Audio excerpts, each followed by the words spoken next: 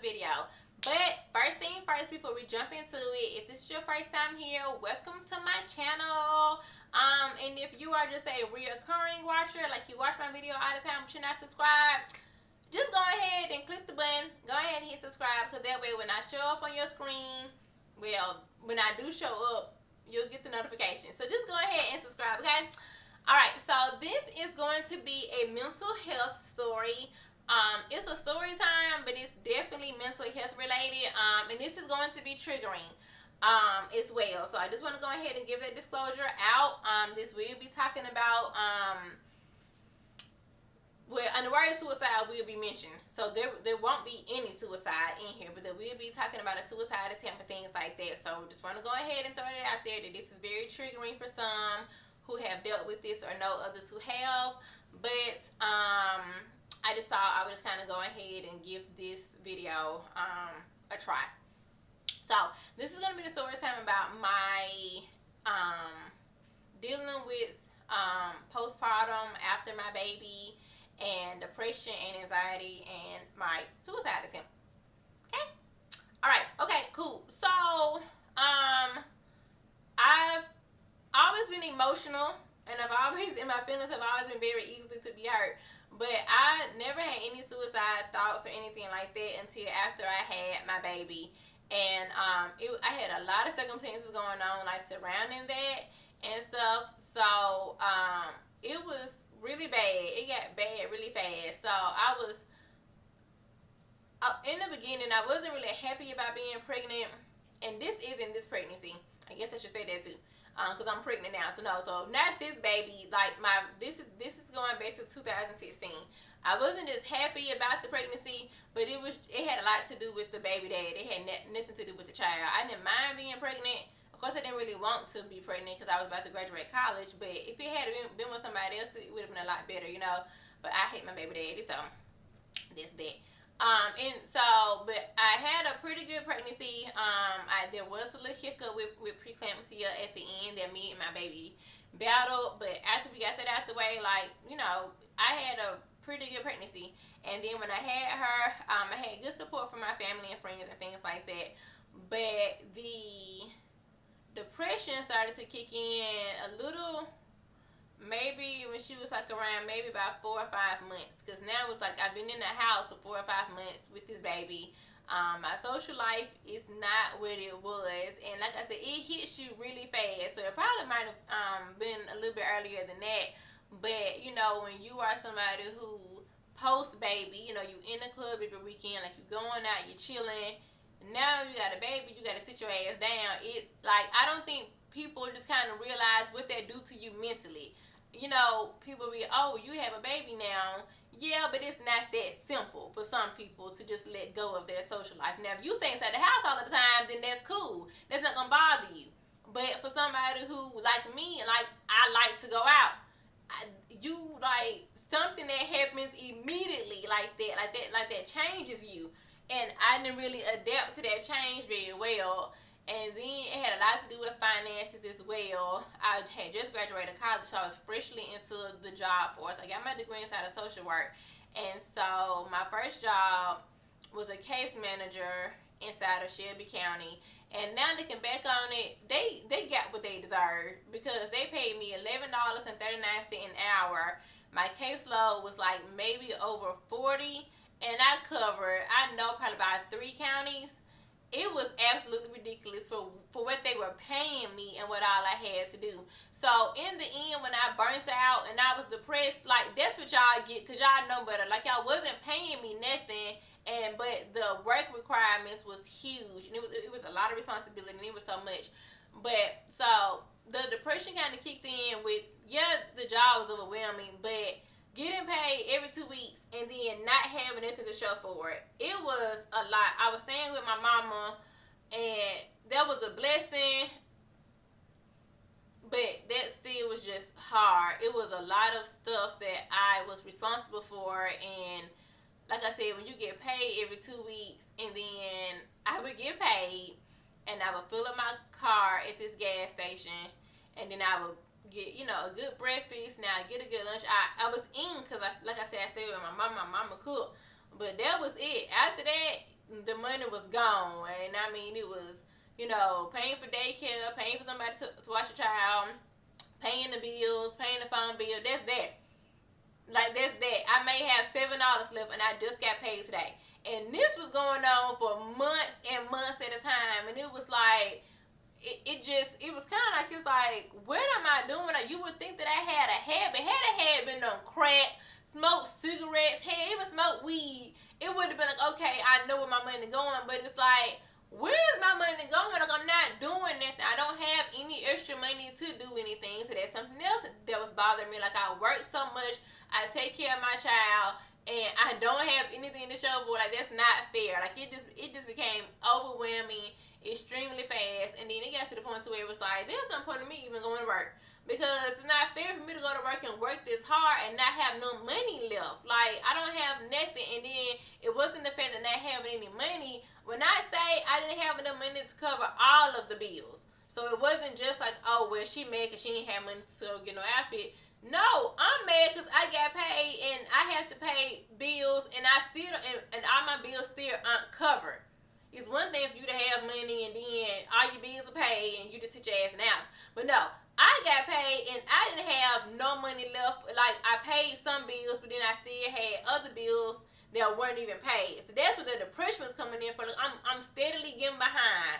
Like, you know, and also at that job, I was working for this lady, and well, I had this lady on my caseload, and she was struggling. I think she was like a LPN or something, but I can't remember what her circumstances was, but she couldn't find a job. And so, anyway, when I was going to do her home visit, she had this quote, and she was like, I keep having to rob Peter to pay Paul. I keep having to rob Peter to pay Paul. And at that moment, it didn't really click in, but a couple months later, oh, I know exactly what the hell you mean when you say you got to rob Peter to pay Paul. You don't have enough money to cover all of your bills, so it's like, okay, well, I can't pay this bill because I got to pay this bill because this bill is more important. Then next paycheck around, okay, well, I pushed that bill back, so I can't do that no more. And it was just reoccurring over and over. And it got to the point to where I was just staying in bed. Like, I would have to be at work at 8. It'll be 7:30, and I would still be laying in bed crying, because it's just like overwhelming. Like, I don't have no help financially, and it's just not working. So I got fired from that job inside of April, which was a blessing, because like I said, it was just too much. No, it wasn't April. I think it was over the, no, it couldn't have been April. It had to be over the summer, because I had went on a vacation in Fort Wayne, and I got fired from that job. But like I said, I wasn't shocked, and I was so thankful outside of the money, because that job was killing me. So I got fired from that job. So this is 2017 or whatever, and because I had closed in 2016, so this is 2017. Or whatever. So I was trying to find a job, and I'm trying to tell you the story so that I'm not lying. I may have to go back and fix up some things. So I got fired from that job during the summer. So then it was like I was trying to find work. So I don't know if that's when I started working, just like them kind of in between jobs, because I didn't have dreads when I started my dreads when I was working in UAB. So somewhere in between, I ended up getting a job at UAB. Really happy about that. It was paying good, and of course this is UAB, so you're gonna be really excited about that, child. So I moved out of my mama's house, moved up there with my dad. It was a lot better, kind of financially, because I stayed with my dad. But then I still was carrying that debt that I had. It still carried with me, because I was still behind. And so I couldn't afford daycare or whatever, and then I had got behind on my car, and it was just like, again, the same thing happening, and I was on hourly, and also I kept having to miss a lot of days at that job because of my baby. I think that's around the time when she kept being like, yeah, she was hospitalized at one point. Now I know that she's allergic to milk. Back then I didn't know.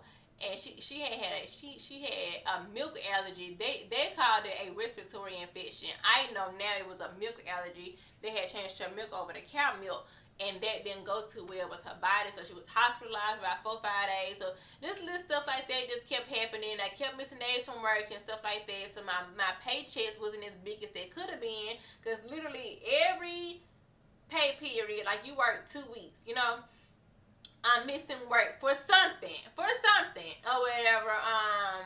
And then there was days too, I'm gonna be honest, I couldn't go in because I didn't have any gas money. I don't have any gas to make it over there or whatever. And so it was just getting to just be too much or whatever. And it's like, I'm trying, and it's not working. And so I remember my mama was on the phone, and I never forget. I know exactly where I was. I was at work.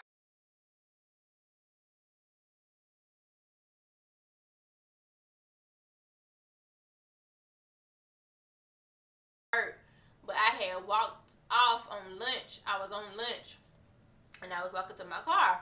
And my mama called me, and she was fussing about something. I don't know what she was fussing about. I don't know what it was, but I ended up telling her, I'm tired of living. Like, I am trying my hardest, and nobody is helping me. Nobody is trying to do anything about it. I keep telling people I'm tired. I keep telling people I don't have no money. Nobody is helping me. When I get off work, I'm going to take this damn Charda and I'm going to drive it off the bridge. Oh, I already had planned it out. I just didn't really know when. And I was never the type to, none of my thoughts included me taking my child with me. I never wanted to take her with me. I just thought that she would be a lot better off without me. So I was like, you know what? I'm sick of this shit. I'm trying. I am trying my hardest, and none of it is fucking working. Like, I'm working my ass off. I don't know what I'm doing wrong, but nobody's fucking helping me. I cannot afford this child. I cannot afford this car. And you know what? I'm sick of it. So when I get off work today, I'm going to take this car. It was a bridge. I stayed in Pleasant Grove, but my dad stayed in Pleasant Grove, but my job was in downtown Birmingham, and it was this bridge that I would drive over. But it wasn't like a wooden bridge. It was like a stone bridge. And I said, well, if I drive fast enough into it, it'll kill me instantly. I didn't want to drive over a bridge, because even though I was suicidal, I wasn't selfish. I didn't want to, I know that probably is a contradiction, but I didn't want to kill anybody else with me. So I didn't want to I didn't want to drive into traffic. So I didn't want to flip my car over the bridge. I just wanted to run into the bridge and knock myself out completely, and then it just be done. They can come and have the car. Well, they won't have to worry about the car then, because then it'll be totaled, and I'll be dead, and all the bills will be gone.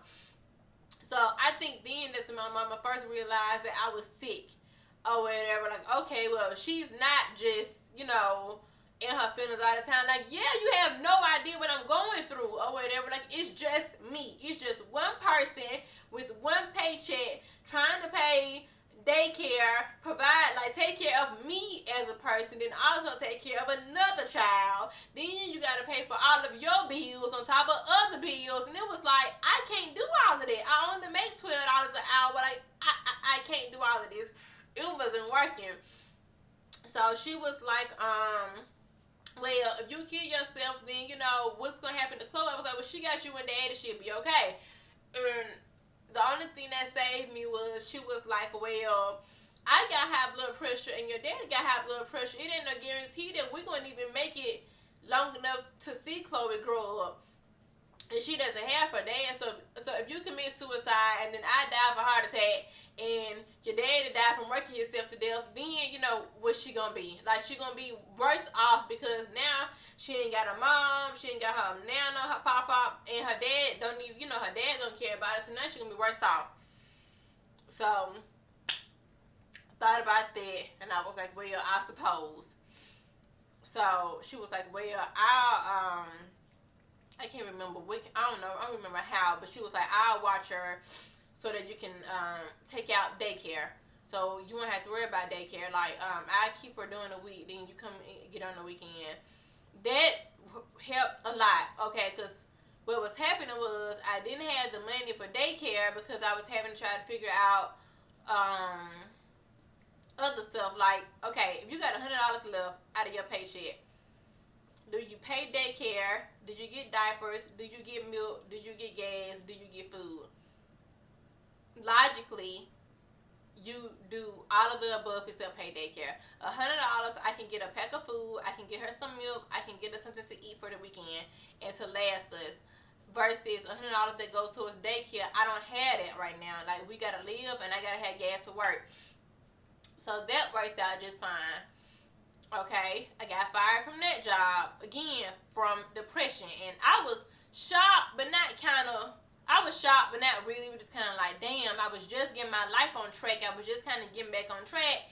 Now they done fired me. But also, let me get this shit off my chest. Also, it was this negative ass, haint ass white man that worked beside Snake in the Grass named Greg.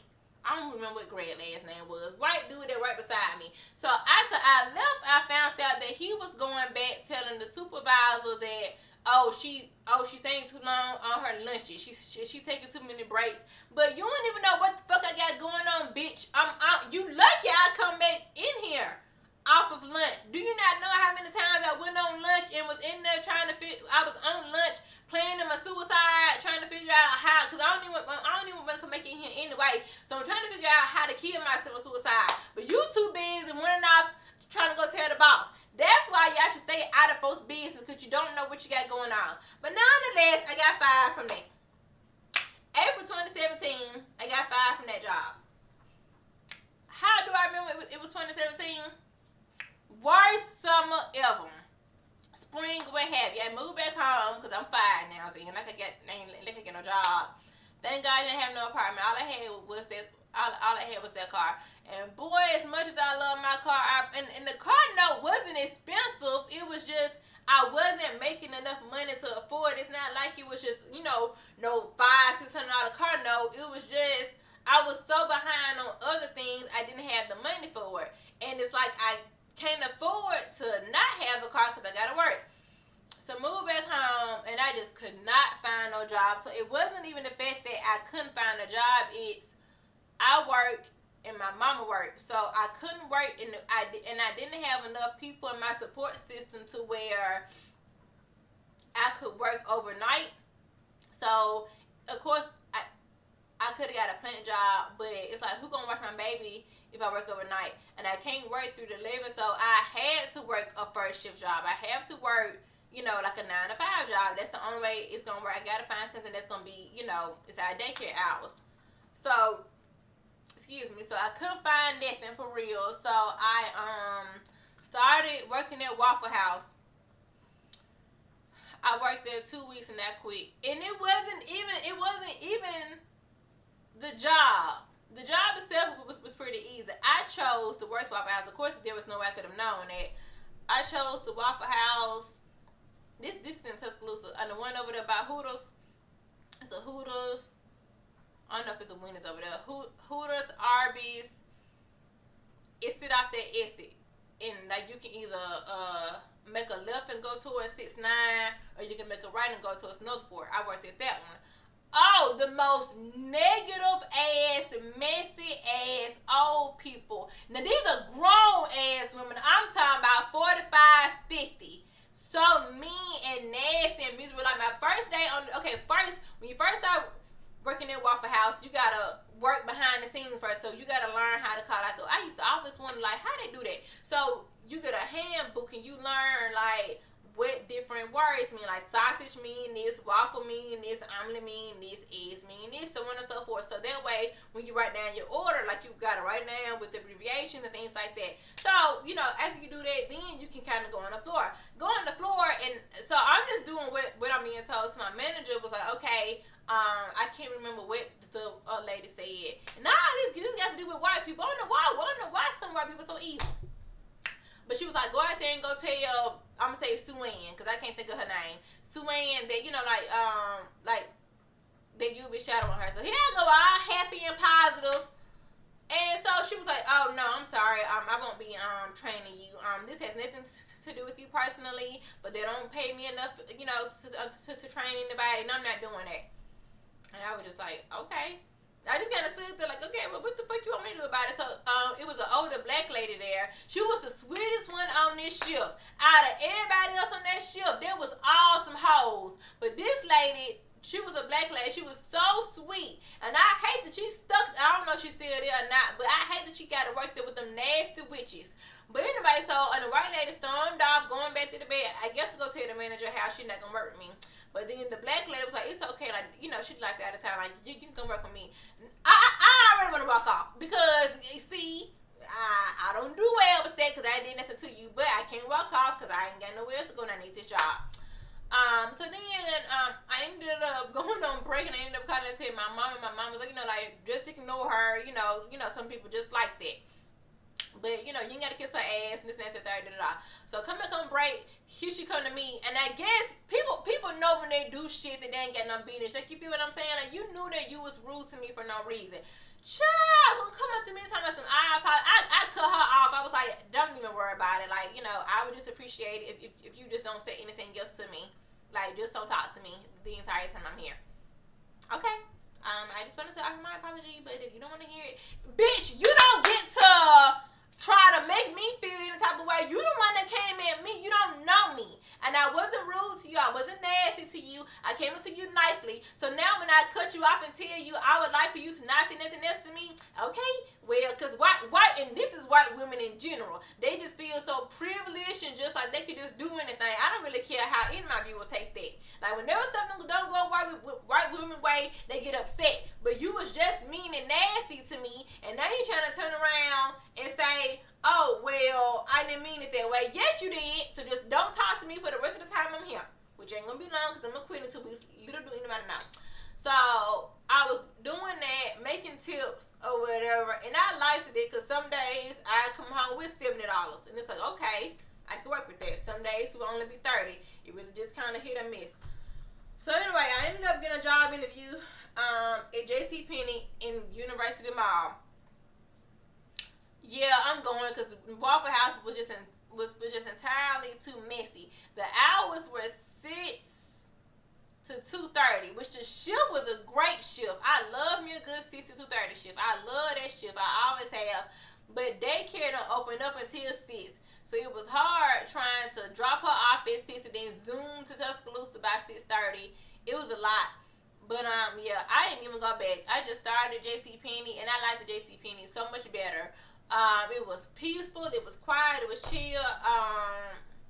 I was a cashier and I just walked around straightening up clothes all day. But that job didn't work out long because 2 weeks, the most my paycheck would be $333. That's not gonna work for me because my car note is $487 and daycare is $400 a month. So yeah, what am I gonna pay with a $300 check? I stayed there for a couple months though because I was making it work some kind of how. I guess it was enough for maybe a phone bill here, a week or two of daycare there, but it still just wasn't enough. And so I ended up quitting that job and I ended up getting a job as a administrative assistant for the University of Alabama games. That job paid $15 an hour. So that's a lot better. So now my paychecks are going from $333 to now they're about $7 or $8. That's a lot better. I could do something with that. But I ain't stayed alone because it was seasonal. But I had got this. Oh wait. Yeah, I had got this. I had got this job inside of Birmingham. So, but while all this going on or whatever, like I'm in my Bible every night. I had never, and to this day, I have never studied my Bible as much as I did during that season. Every night, I read my Bible. I did my Bible study every night. And when I went to church every Sunday when I could, I was in my word, right? Studying, tithing whenever I could, just doing pretty good or whatever, right? So and I also think I had applied for grad school then too, because my life was starting to get back on track. It was a hell of a summer in the beginning, from losing my job at UAB, working at Waffle House, JCPenney, the UAB games, and the UA game. So now I got accepted into grad school. I started me a new job in Birmingham, and that pays a lot of more money. I'm good. So I got the job offer in Birmingham or whatever. And I'm not gonna move back up there. I don't have time for that because I did that one time and that didn't work out. So I'm just gonna drive back and forth or whatever. And so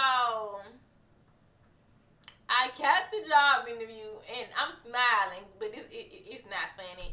I got the job and she called me and told me, okay, well, I like that you're on the interview. I would like for you to start on Monday. Child, okay. So then she like, you had to go take on your drug test and all this stuff. Tell me why I look outside my mama's house and the tow truck is packing my car up. Just packing it on up. I was so outdone and so something that I didn't even care. I didn't cry. I didn't scream. I didn't go out there and fight that man because I knew I had been paying my payments. I had been trying to do what I could, but like I said, I was just getting my feet, on track. I just went outside and I just got my shit and I just came inside the house. I don't even think I cried. Like, I was so over it. Like, oh my God. I made it. Like, I'm here. And, I just came back inside the house. And, no, I'm lying. I took the bed when I said I didn't cry. I didn't cry then. But when I came back inside the house and I sat down and I thought about it, I'm done. This past year of my life, I don't know what I did, but it's just not working. I went in my room. I got the sliding and slapping the stuff all off the dresser and slinging stuff everywhere and crying. It wasn't a suicide attempt, but it was a mental breakdown because it was like I am about to pull my hair out. Like nothing I do is working. Nothing I do is good enough. Like I finally get my breakthrough, and you come and take my car. So, that was that. But I was dating somebody at the time, and he was going to rent a car for me to go to work, but I forgot what had happened on that end, so wasn't able to rent the car. But my mama had let me use her car to go to work until I got my car, and then like I said, I was starting grad school. So when my grad school came, after I paid for my books and my tuition and stuff, I took the money I had left over and I was able to get my car back. So I got my car back. But if it wasn't for that grad school check, I don't know how I would have got my car back. But I learned a valuable lesson with that too. I would never, ever get behind on my bills trying to help out anybody else. I don't give a damn who it is, because what happened was when my car got repossessed, nobody had no money to help me get my car back. Nobody had any money to help me with daycare. Nobody had any money to help put inside of my pocket. But I'm the type of person that I would go behind trying to help out the people I love, trying to make sure everybody was straight. But like I said, when it came back down for me to get my car back, nobody could help me get it back. And it's like, now I'm out here shit out of luck by myself. Nobody can help me. So that was a part of me having that mental breakdown too. Like, dang, like you really stick your foot out for everybody else and nobody had a dime to offer me. Okay, I promise you when I get back on my feet. And I still help people now, but as far as giving you my last 20 and, going in club with daycare, yeah, we're not doing all that no more. I don't really know how you gonna pay your bill. I'm so sorry. I don't know what you're gonna do, but I'm not doing that no more. Because, like I said, I lost my car and nobody could help me get it back. So, that was the lesson I learned in that season. So, that was that. And my mama was a blessing. She helped me. She let me use her car until I paid to get it back. And then that was that. I got out of that funk. I was making a lot more money with that. I was able to pay catch up. Then the guy I was dating then, he, outside of him cheating all of the time, he helped me pay catch up too. He paid my phone bill, like little stuff like that till I was able to pay catch up. And then it was good, and then I needed to move out because I didn't want to kind of run back into that same cycle of, doing too much. So I was like, well, let me just go ahead and move inside of my own apartment. So So I won't run back into the same cycle again. And so I moved inside of my own apartment in January 2018. Yeah, I moved in here in January, right? I'm thinking it was January. I moved in here inside of January, and I've been here ever since then. I've had some hiccups and stuff, but it ain't been all that bad, so like it was back then. But it was a lot. Being a single mom is a lot, and it's really hard when you don't have any help. And then I know some people watching this may be like, well, why didn't you put her dad on child support? Well, when you are a con artist, you find ways to get around stuff. And trust me, I tried, but that was just something else, like in the middle of all of that had a lot to do with me breaking down too, because while I'm somewhere stressed and crying, don't know how I'm gonna pay for her daycare, I can't afford diapers, you living to be like local, like he taking trips and flying and starting businesses, and he was prospering, and I couldn't fathom that, and I still can't fathom that. I'm gonna be honest, like, God, why would you bless him so much, and why is he getting all of the fruit of the tree, and he's an awful individual? But that battle is not mine. That battle is the Lord. And I've been studying my Bible, and I know that judgment will come. He will get his day. Every dog has their day. So he can just go ahead and laugh it up now. Because when that day come, I just hope that I'm in the front so I can see. But it's a lot better now. I haven't been suicidal since then. So what was that? 20. Yeah, I haven't been suicidal since 2017. I've been depressed. And I've had like a couple anxiety attacks and stuff, but I haven't been suicidal since then. Money definitely had a lot to do with it. Money and, lack of freedom and no help and just feeling like I was stuck, and it was just absolutely awful, you guys. But thank God for his mercy and for keeping me here. But yeah, and that was a long season. It ain't like that just happened for 2-3 months. That was from the time she was born, because I wasn't working, and I had Chloe in July. So July 2016 to October 2017. I was in that season for a year. And it was awful. It was the most darkest, awful. It was so awful. It was absolutely awful.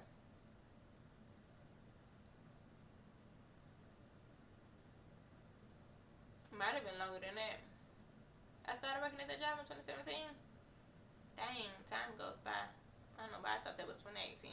That might have been 2018. It might have lasted longer than that. But either way I go, I was inside on the season, and it just wasn't good.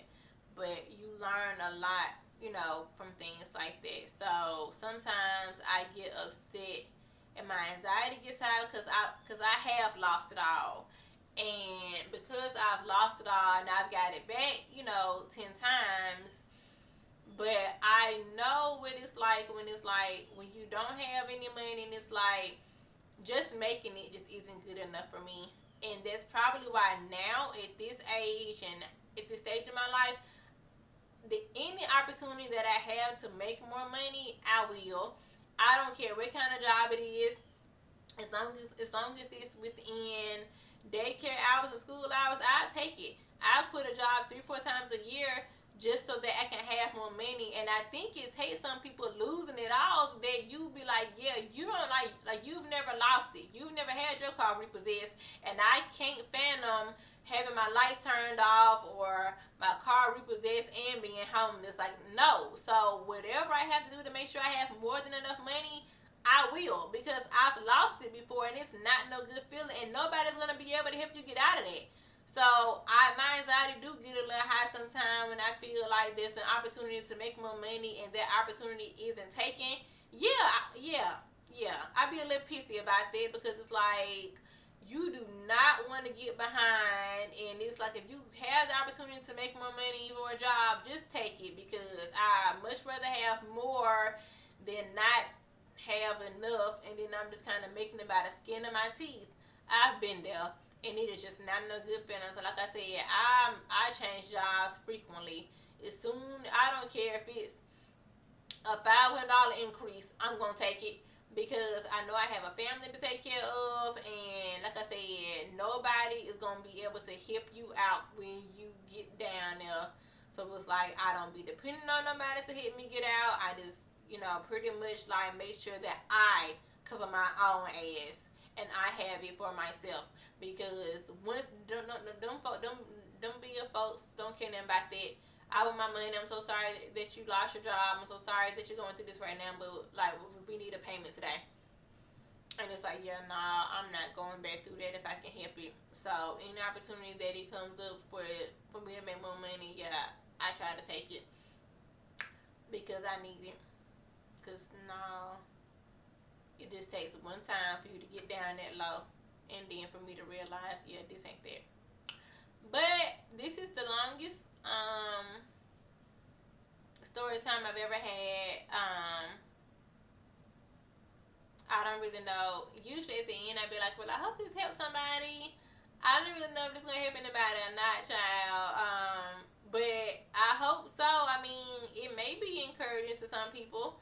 I'm still living, and I went from going back and forth from my dad's house to my mom's house to now I have my own apartment, and I'm employed, and I have a vehicle. So I guess I made it.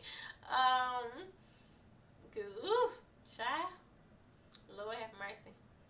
Thank God for His mercy and for keeping you. But if you are going through a season, I'm not gonna tell you it's not gonna be hard, and you may feel like, where is God? Like, am I living in hell? Cause He not answering my prayers. He not listening to me. But He gonna show up and He gonna show out right on time. So it's okay. It's gonna be a little crappy for a little while, but once it's all done, you'll get it together, honey. I promise. But thank you for listening to my story time. I hope this helps, and just feel free to share to whoever so that you guys can get some help. Mental illness is real. Mental illness is very much real, and stress doesn't make it any better. So go get some help. I skipped over a lot of details because, like I said, the story is already going on 40 minutes. But I did go see a psychiatrist after my suicide attempt, and I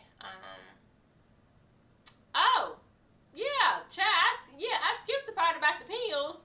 I was just talking about the part when I was running off the bridge. Yeah, child, they found me on the bathroom floor, child. I had taken me some pills. Again, I'm just about to get up out of here.